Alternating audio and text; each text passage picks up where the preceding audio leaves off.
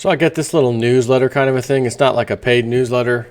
I think there is a paid version of it, but I mentioned this guy before. He calls himself the Sovereign Man of sovereignman.com. His name is Simon Black. A lot of times he has some interesting things to say, things to point out. This is from the email he sent out. And he's saying, I've seen more regarding the Brexit, UK leaving the EU. I've seen more subtle propaganda coming out of North Korea, for God's sakes. This is essentially what he's saying. And I'm looking at it all day today, like that video I released earlier. Let me just double check and make sure I did set that sucker to release earlier today. There should have been 3 videos. Yes, that's true. In the title of my video, 51% to 49% Brexit right off the bat. Come on. That's my title. All I did was go to Google and type Brexit, enter, and right now a new thing has popped up. Referendum will be, results will be reporting soon. But I checked throughout the day, the same website all day long, and I'm there right now. The same one I showed you earlier this morning, which again I realize you're watching this the next day, but I released that video 9:30ish Eastern time. It's now 5:30 p.m. Eastern time, so we're talking a full day, work day. And I go back, I searched Google for the same thing, and there it is at the top, thetelegraph.co.uk, and it's the same front page. EU referendum poll tracker, the latest odds and what do the exit polls show? 51% remain, 49% leave. It's actually the same picture. They just left it up there all day. So if anyone goes to Google and searches for Brexit, which I've done several times today, the first piece down there, which is the first thing you can see actually in the news, EU referendum poll tracker, the latest odds and what do the exit polls show? Updated 22 minutes ago. Well, hold on, I saw this 9:30, 10:30, 11:30, 12:30, 1:30, 2:30, 3:30, 4:30, 5:30, 8 hours ago. I saw the same front screenshot of 51:49 8 hours ago. This is classic propaganda. So anyone during the day who wants to see this, wow, it's still 51:49. It's just a picture that they left there. Regardless of anything that they've heard to the contrary, they're going to leave it there all day, as long as they possibly can, until the actual results are shown. So regarding propaganda, Sovereign Man, he says, on November 11th, 1947, Winston Churchill, then ex-Prime Minister of the United Kingdom, rose to speak at a debate in the House of Commons, and he said, many forms of government have been tried and will be tried in this world of sin and woe. No one pretends that democracy is perfect or all-wise. Indeed, it has been said that democracy is the worst form of government, except all those other forms that have been tried from time to time. But there is the broad feeling in our country that the people should rule, continuously rule, and that public opinion, expressed by all constitutional means, should shape, guide, and control the actions of ministers who are their servants and not their masters. I would strongly agree. We don't need to hire your state has 2 representatives, and you're a Republican state, and you've got a Democrat, district representatives for the Tampa area, congressman, senator. We don't need any of that. We could just vote ourselves. Everything that they do in Congress, we could easily have a little agenda set once a week, maybe once a month, where we cover a few things as a society as a whole in the country. What do you think about the immigration crisis? Should we let the people who are here already stay? Blah, blah. Resounding vote, 51-49. 80 to 20. No, knock that garbage down. The government has too much power, and they give themselves more power. And they want to give themselves more power. Just like the FBI just requested the ability to now search emails and stuff through the data collected on the internet, probably through the NSA, without a warrant. But we just want quote-unquote metadata. Who are they emailing? What's the subject line? And that's all. And by the skin of our stinking rotten teeth, it failed. Thank God, right? It failed. That's one in a row. And then we have, speaking of what he just said about, democracy sucking and everything else, we have this vote about, again, Obama's unconstitutional way of dealing with immigration. Appeals court, I believe it was in Texas, gave their opinion. Sorry about your luck, unconstitutional. We're going to go to the Supreme Court on that. But now Justice Scalia is gone. Heart attack. Nope, not going to do an autopsy, i.e. he was suicided. Now it's 4-4. And not surprisingly today, when I heard about the results, what did they vote on that? It's 4-4. If Scalia was here, it'd been 5-4, and they would have never been able to bring that back up again. But because it's 4-4, it's a tiebreaker. They can bring it back up again if need be. But in a tiebreaker scenario for the Supreme Court, it goes back to the lower court's ruling, which in this case was the appellate court that said, sorry about your luck, Obama. So by the skin of our teeth, that just happened. So he says this may be the perfect summation of what democracy is supposed to be.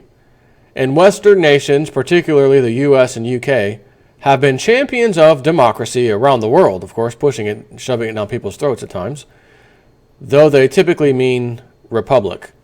Now, today, the voters of the United Kingdom go to the polls to decide whether or not their country will remain in the European Union. This is about as democratic as it gets. Direct voting by the people to choose their fate, or so they claim. In reality, each side has had a long, drawn-out campaign to influence the outcome. So in other words, the ones that want to stay to remain, propaganda. The ones who want to leave, also propaganda, according to him. And I would argue, well, if one side has propaganda, got to fight fire with fire sometimes? I don't know. You don't even have to, because if you just look at the truth and use the truth like Nigel Farage has been doing, you don't need propaganda. It may sound like propaganda because it's so informing and so down to the truth about the debt situation, the banking situation, the ruling oligarchs of the EU who are unelected officials. It's not doomy because they're propagandizing people. It's doomy because that's the damn truth. So Simon Black, on that front, I think you're just a tiny bit skewed, but I will continue. So in reality, each side has had a long, drawn-out campaign of influence to influence the outcome. The Leave leadership has been scaring voters with horrific stories of evil brown people who will infiltrate the UK should the country remain in the EU. I mean, I've seen more subtle propaganda coming out of North Korea. Meanwhile, the Remain side has been threatening eternal economic damnation and financial Armageddon. Most of the political and media establishment falls in the Remain camp, so this is where the propaganda becomes painfully obvious, which is absolutely true. And just like Trump, Donald Trump, who is the media attacking in this country? What are the top dogs saying? They hate him, he's bad news. Then that's who I want to vote for. Thanks, propagandists, because now you've let me know who I need to vote for by telling me not to. Thanks. The same thing can be applied here. The stay camp, which is the political media establishment, whatnot. Stand by, got someone knocking on the door. All right, so now that I was so rudely interrupted by the UPS man, kind of forgot my train of thought, but I knew right where I was, so I'm going to start over on this part. Where it says most of the political media establishment falls in the Remain camp, so this is where the propaganda becomes painfully obvious. Like I was saying, the media says don't vote for Trump, he's racist, he's a woman hater. The top politicians of all, stay away from Trump. Okay, thank you, that's who I want to vote for. They're doing the same thing. There's going to be Armageddon on the stock market, the banking system's going to collapse. Oh my God. Because one small, really, it's a pretty damn small country. I mean, let's look at the stats. How many people live in the UK? 64 million people. That's it. Compared to all of the entire Eurozone. I think there's 28 member nations. You take out one of 28, and all hell's going to break loose. The markets will crash, the banking system, the economy. We're running stress tests on the banks to see what happens if a Brexit happens. And the sad thing is, if by chance they leave the EU, and the leave votes have it, I won't be shocked or surprised even a tiny, tiny bit if markets start crashing and if all hell breaks loose, so that those people can point the finger, as I've been saying, at the UK. How dare you leave? It's your fault. You caused this. We warned you in advance. The economists, the experts, the politicians told you this would happen, and it did. I hope you're happy. When in reality, they're saying, oh, great for that. We actually wanted that to happen so that we can blame this whole crash. As I've been showing you in my videos, it's debt piled on top of debt, piled on top of debt, piled on top of debt. And since 2008, what was that number I gave you the other day? Or maybe it was yesterday? 36 or 39% more debt has been piled on. People and companies as a whole are going into debt further. What kind of recovery is that? As I mentioned, the whole 240 years history, it took us 200 years to get to $1 trillion in debt, 28 years to get to like $9 trillion in debt, whatever it was, and only 8 years to go to double that debt, going from 9 to 19 trillion, by the way. So I wonder what the next 4 to 8 years are going to show. Do you understand that if only, because again, this debt thing is compounding out of control, as I've just explained, 200 years, 28 years, 8 freaking years, and it's doubled in the 8 years. So let's just assume that by God, everything gets fixed to some great extent. GDP is fantastic. The job markets are great. Everybody's working. Income tax is flowing. Everything is just rainbows and unicorns for the next 8 years. Therefore, where we are right now, it just stays the same. It just stays the same. Nothing changes, which means since we more than doubled our debt, let's just give that same example, right? In other words, it's not getting worse, because the examples I'm telling you, and this is the facts, are showing it's getting drastically worse. I'm saying let's pretend it doesn't and it just stays flat, which would be a really good thing. That means we have to do exactly what we did before, and it's not going to get worse. So in other words, we more than doubled the debt. Let's just say we double the debt. Can you imagine, and I know it's 19.2 and growing, and I'm here to tell you, it could very easily hit $20 trillion. 19 trillion now, we're 19.2 trillion. It could easily hit 20 trillion by the time this year ends. I mean, it easily can. So let's say it's 20, and it doubles. Do you understand that 20 becoming $40 trillion, how insane that is? Do you understand how crazy that is? In an 8-year time, So as I've been saying all these years, it cannot continue. It won't continue. Everything has a climax or a peak. And this debt bubble has a climax and or peak. But we haven't seen it yet.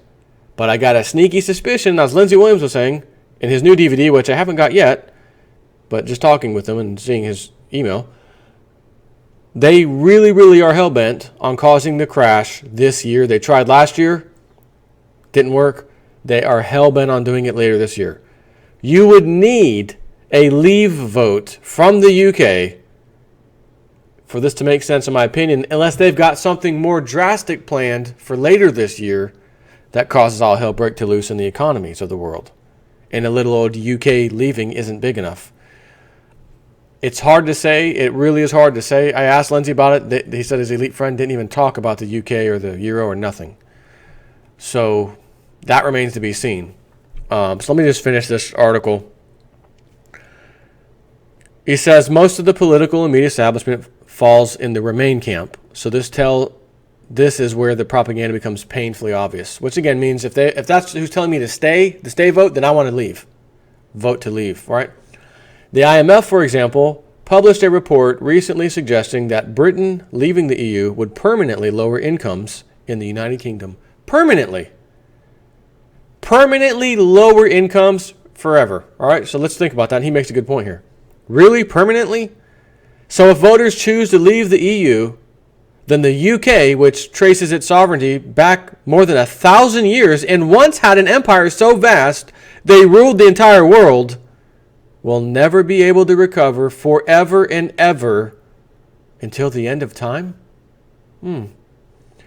We're honestly supposed to believe that a few decades within the European Union has irrevocably thwarted Britain's 1,000-year history in being able to achieve economic growth independently? Speaking of 1,000 years, how about gold and silver being money for more than 5,000 years? And we think this last 100 years, more or less 60 or so, of real manipulation is going to somehow continue as well? And that 5,000 years of history of it being money and dealing with debt problems and standing the test of time isn't going to happen again? As Lindsey Williams once said, not on your life. Or that Iceland, not a member of the European Union, can do it, but the UK cannot. So what's he talking about Iceland? Remember, Iceland had its problems in 2008 too, because the whole world was crapping out, economically speaking. They kicked their bankers out. Some of them did jail time, restructured some things, turned it back around. They didn't do the bailout thing. They didn't do none of that crap. And they turned around and paid off an IMF loan early, and went right back in the green zone in a matter of 2 or 3 years, I think. It was ridiculous how fast it happened. So little old Iceland, for God's sakes, can turn it around. But the United Kingdom, not possible. Or that a bunch of IMF bureaucrats can see decades, let alone centuries, into the future with 100% certainty? This is such blatant scaremongering, they're not even pretending to be professional and unbiased. And this is direct from one of the top financial agencies in the world. Clearly, these people truly love democracy and embrace the idea of voters independently determining their own fate. The British government, firmly in the Remain camp, has been using taxpayer funds to support its cause, which is really bizarre when you think about it. If you're British, even if you want to vote Leave, the government has been using your money to influence you to vote in the other direction. Isn't that amazing? It's kind of like when a cop punches you in your face on camera and you were just standing there, and then charges you with assault on a law enforcement. You get thrown in jail. They're throwing all these charges at you. You got to go defend yourself. The video is showing you standing still and him punching you in the face. And this is just a made-up example. And then you sit back and think, wow, how much taxpayer... I actually paid this cop's salary. So I essentially paid for him to punch me in the face. Taxpayers are paying for me to get transported to prison or jail. Deal with that. That costs a bunch of money. Then I got to go to court. The court system, that costs a bunch of money. The cop has to show up. Costs us all a bunch of money. Meanwhile, never costing the cop a dime because it's completely paid for by the taxpayers. He can easily say anything he wants against you. He's got the backing of the federal, or in this case, the local or state government or county government, or all the above, honestly. They've got their own lawyers. Matter of fact, the lawyer's a government employee. The cop's a government employee. The judge is a government employee. And the building that the judge resides in is a government building. And the prison and or jail you will be stuck in is a government building. But you have one chance to say, I demand a trial by jury in which other non-government people get to come in and either seal your fate or send you free. And in a case like this made-up example I just gave you, you would be set free. But then you have to take into the consideration of how has my life just been wrecked. I was in jail for a number of days, and I did this and that. And my arrest record is still there as if I got arrested. So if I go to apply for a job somewhere and they do a simple arrest inquiry, which most jobs do, they're going to see my mugshot. Battery on a law enforcement officer? Oh my God, we can't hire this guy. They're not even going to ask you, hey, by the way, we looked you up. What happened? They're not even going to go there. We found someone else for the job. Thanks. Now you got to fight to get the whole thing expunged. Good luck with that. So you can really see how there really is a them in us, right? Like John Teeter said, he said, you ever see these fancy commercials on TV with law enforcement has this new weapon to deal with the enemy? He said, by the way, when they use the word enemy, they're talking about you. Interesting. One of the most absurd scare tactics has been telling people that they'll lose visa-free travel rights to the European continent if the UK leaves the EU. This is completely absurd. Nicaragua has visa-free travel to Europe. Paraguay has visa-free travel to Europe. Are we really supposed to believe that Brits will be shut off from the continent? They've rolled out every possible threat, every human emotion, every celebrity they can find to influence voters. In fact, these people love democracy so much they even had Barack Obama fly in to explain to the British voters why they should remain in the EU. Because, of course, Mr. Obama would willingly hand over U.S. sovereignty to a Pan-American political commission based in Mexico City. Whichever side wins, it's clear that no one in power gives a damn what voters want. Despite having waged wars in foreign lands to make the world safe for democracy, and despite all the song and bombastic speech about your freedom, they have no respect for your right to self-determination or even their own electoral system. All they care about is getting their own way, and they're willing to engage in the most vile propaganda and blatant manipulation to do so. And as an American, I wonder how much did the flight and everything attached to it cost for the President of the United States and his massive entourage to go over there to tell them with their business why you shouldn't do this. Once again, as the example was, taxpayer money, American taxpayer money, funded Obama to go propagandize other citizens. I guess I could say it's one thing if he's propagandizing us like he does, but to go over there and propagandize someone else on our dime? Oh, that's just painful. That just hurts. But I'm pretty sure it's not going to hurt nearly as much as when they pull the plug on the economy in their controlled demolition, so to speak. Nothing's going to be comparing to that. That's going to be the most painful thing once in a lifetime, not even once in a lifetime, once in like a millennium time kind of thing. Take care.